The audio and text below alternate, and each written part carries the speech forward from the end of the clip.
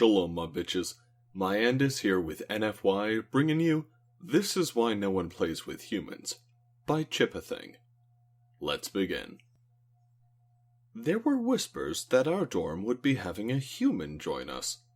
We'd uplifted them from some backwater hell world in the far reach.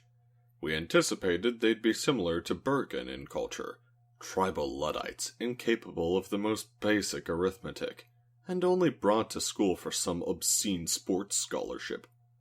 I'd only heard rumors of what humans were capable of. They crawled in mud and stone-paced buildings, throwing fire at each other. I shuddered to imagine what inane tribe I'd endure before they were expelled for eating a student or defecating in class like some animal. The human arrived, ushered forward by a Xeno-Wrangler. He was introduced to us as Dave. The moment he spoke, I felt my head tingle. Was the human a scion? Perhaps this wouldn't be so bad. We were all forced by the Xeno-Wrangler to introduce ourselves and perform a human custom of shaking hands. Ektalar went first, and it took a few painfully awkward moments for him to grasp the simplicity of the movements.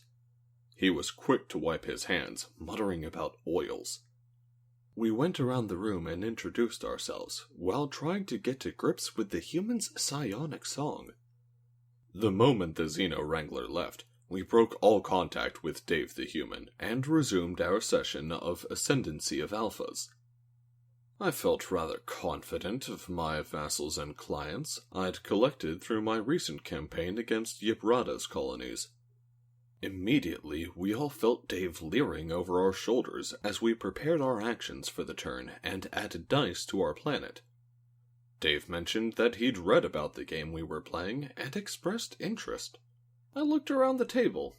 The several Nakota and Irpids were rather pleased to have another Xeno at the table, while my fellow Varlants were willing to have the human at the table if it meant the balance of power would be shifted away from me.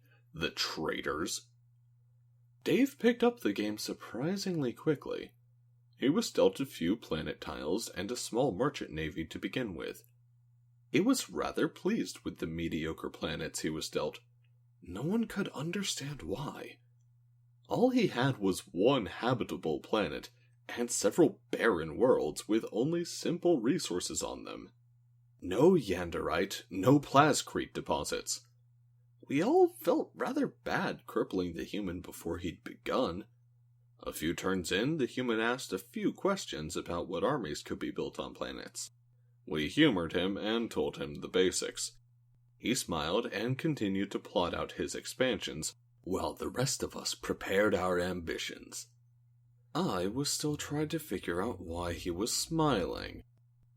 Before I resume this story, perhaps I should explain the game that we're playing, as its rules will be crucial later on. Ascendancy of Alphas is a 400-year-old game that tells the tale of galactic ambition. Typically played with 20 players and managed by a simple AI pyramid in the center of the table. Each turn is a month, and in that turn you dedicate population dice to various activities of your empire, producing food, constructing ships, producing war materials, and harvesting resources. Meanwhile, hero units and leaders lead fleets and govern colonies, and use their special abilities to influence events. The AI takes in the data of each turn and produces events for the players to tackle, sometimes interfering with player diplomacy to ensure power does not remain in one place. I'd personally been able to defy the AI, and had well over 100 planets under my rule. I brought in vast amounts of wealth and technology compared to any other player. Anyways, the goal of the game was either to conquer and subjugate all players, or be in a diplomatic situation where no one is able to oppose you. It was only the Nakota holdouts and a few of my Varlant's brethren that were still outside my influence. The reason I brought up the rules of the game were because for well over 300 years, it had been readily agreed that there was one way to ensure supremacy, And that is through having as steep a technology advantage as possible, and having enough money to ensure the loyalty of any who you cannot subjugate immediately through corruption and pirate raids. The only variation in this tried and true technique was in what technology you used in your ships, and the models of ships you used. I was a purist, and had foregone battleships in favor of my dimensional rift cruisers with ultraviolet heavy lasers. They were expensive, but could cripple a fleet in one turn, and jump to nearly any point in the galaxy when needed. Dave, however, was, as far as we could tell, rather dumb, because he'd ignored our traditions and was blazing his own path. As weeks went by, he continued to trade for worlds we didn't need or want, and only kept up to the average technology level. He had, however, invested heavily in counterintelligence, and I could barely see what the stupid human was doing. While the rest of the players used explorers to further their research, Dave continued to expand and colonize backwater worlds we would never dream of touching. Most of our worlds had populations in the millions, and colonized a dozen systems, and only had outposts on most of our worlds. Dave, though, was proud when one of his worlds reached 50,000, and considered it a huge achievement. We all congratulated him, and ignored his sandcastle empire in favor of actually winning the game. It was well agreed whoever won would have the honor of smashing the human. It had been a year of playing, or about 1,000 years. Every other player either kneeled to me, or was so dependent they kneeled out of need rather than obligation. Except Dave. Because fuck humans, that's why. Dave sat at the table with every one of us staring at him, as he sat there with a big, cocky smile. I'd had it. I needed him put in his place. So, I informed him that we'd been going easy on him, and now that he knew the rules, he got to play like the rest of us. I ordered Ektlar and his vassals to attack Dave, since they were the closest. And Dave kept on smiling. Ektlar and I never saw face to face on most things related to AOA. I was a laser purist, but he followed a more modern belief in the superiority of plasma weapons. They were closer range, but could melt through ships with ease. Barbaric, but it got the job done. Ektlar proclaimed he'd use his expeditionary fleet to take out Dave. And Dave kept on smiling, because why not? Dave smiled and agreed that an expeditionary fleet was more than enough. It was at this point that we realized why he was smiling. When Dave and Ektlar entered the battle screen, we thought the AI had faced a rounding error.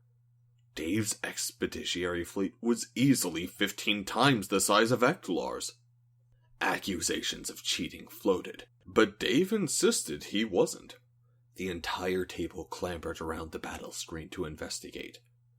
Dave's ships were ancient, easily 500 years old, retrofitted numerous times.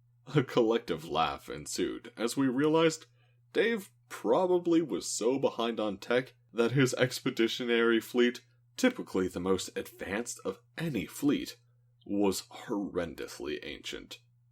And then combat ensued. Ektlar's plasma light cruisers stormed forward, and were 2 turns from reaching Dave's tin fleet. Everyone leaned in to get a good view of the carnage. An eagle-eyed Nakota mentioned that Dave was using slug-thrower weapons.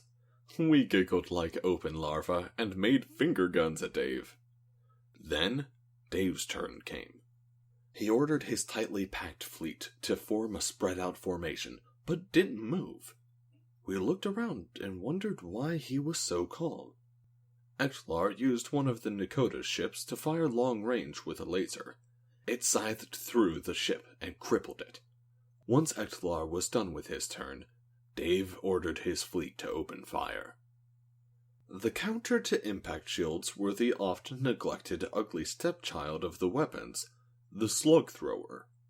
We weren't fools, and everyone was well aware of the limitations of impact shields, and so many of our smaller craft would have one or two slots dedicated to shield-stripping mag guns, but the heavy lifting was always done by far superior weapons.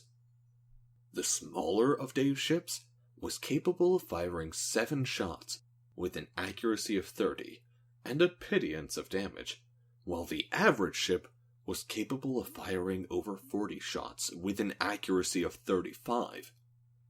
Every one of us was in disbelief at how such a rate of fire could be accomplished with such primitive craft. I examined the card of one of Dave's ships. Normally there are dozens of module sections for enhancements and special abilities. Not so on Dave's ships, which were effectively giant ammo crates with no armor, skeleton crew, and guns sticking out of it in such number that the craft would resemble a Takari spine vermin. When Dave ordered his ships to attack, they fired well outside of their optimal range. We were all doubtful of the effectiveness of such an attack. Besides, his ships were barely more than well-armored cargo carriers, without any of what we saw as mandatory upgrades and improvements. This would accomplish little more than deplete his admittedly large ammunition supply. One more reason slug throwers were inadequate: limited ammo. Ektlar's ships had one turn to dodge the attack, since Dave was using primitive slug throwers. Ektlar's ships rolled well, but there's not much that could avoid the wall of explosive shells flying towards them. The shells slammed into the formation and tore the impact shields apart. Ascension of Alpha doctrine that we followed saw armor as unnecessary, as it wasted space that could be used for more modules. So when the shields failed, there was no armor to absorb the damage done. While only a small fraction of Dave's shells hit their targets, the ones that did were able to cause considerable damage and knock out vital modules for Ektlar's ships.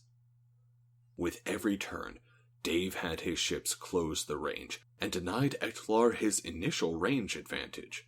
Explosive shells were easily countered by armor, but Ektlar, like the rest of us, had neglected to add it.